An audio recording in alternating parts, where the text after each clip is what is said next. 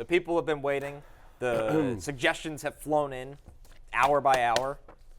The big reveal. Yep. So here's my question. Should I talk about what the finalists were and then I get to the reveal? I would like to hear that. Okay. I'll tell you who didn't. So we were cutting it down, but I have a finalist at every position. My finalist at quarterback was Jaden Daniels. I think he's going to have a monster year here, but I'm a little nervous at the fact that he just lost one of his better pass catchers in theory. So Jaden Daniels was on the short list. Not going to be him. Running back, Isaiah Pacheco was on the short list. But again, look at his late season schedule. You know what I mean? Like, they play a couple of really tough teams in the fantasy playoffs.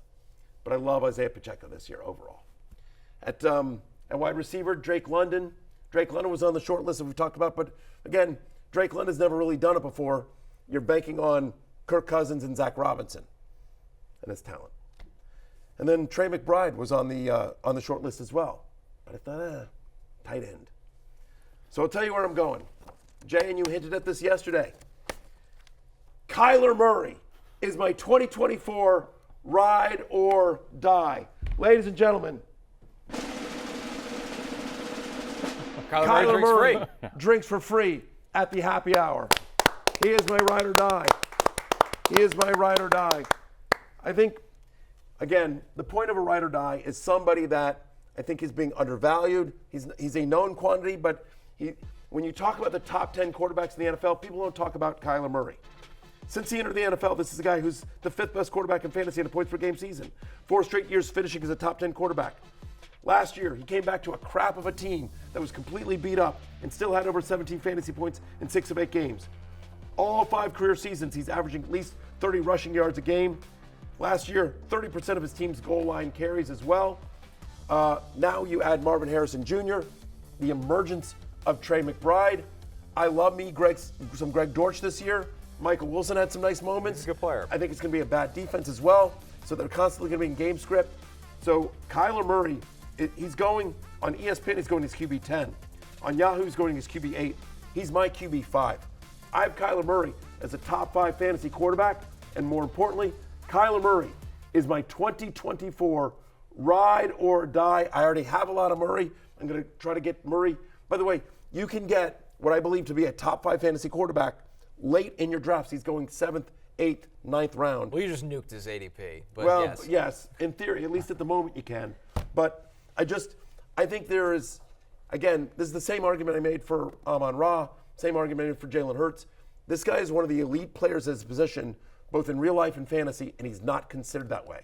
Yep. This year, he changes everyone. Yep. And you mentioned him last year as yesterday as comeback player of the year. Yep, he was QB4, fantasy points per game in 2020, 2021. And we forget because the Cardinals have been so blah the past couple of years. Kyler Murray is the MVP favorite halfway through 2021. Yeah. So he has that type of upside. I think in this offense, we mentioned it before, like the Cardinals win total on DraftKings, 6.5 minus 150 to the over. So he's going to be in game scripts where he has to throw, he has to produce. And also I just think, kind of statistically, yes, but more just like anecdotally with the eye test, I thought at the end of last season, he looked better than he had at any point since that first half of 2021. So there's a lot of upside for Kyler. I think he'll have a massive year. They didn't rush him back because they knew where the franchise stood at that moment, and that's why. A lot of just good stories as well out of camp, like Kyler, new man, more of a leader now. Just a lot of good vibes around. Well, they got rid of all the people that were like, throwing him under the bus, like the whole Call of Duty thing, which was such a stupid story to begin with. And every NFL player plays video games, by the way.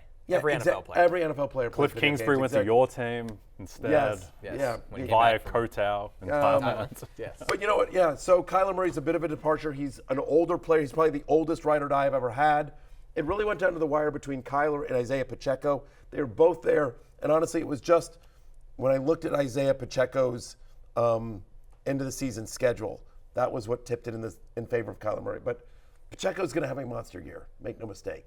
Pacheco's a top 10 fantasy running back. But Kyler Murray, brother, you are my fantasy ride or die. I am going to the mat with you. Let's go, Kyler Murray. Go Cardinals. Hey, it's Matthew Berry from NBCSports.com and Rotorworld.com, and I want to thank you so much for watching whatever it is you just watched, or if nothing else, being too lazy to click out of the autoplay after this video started, after whatever it is you actually wanted to watch finished.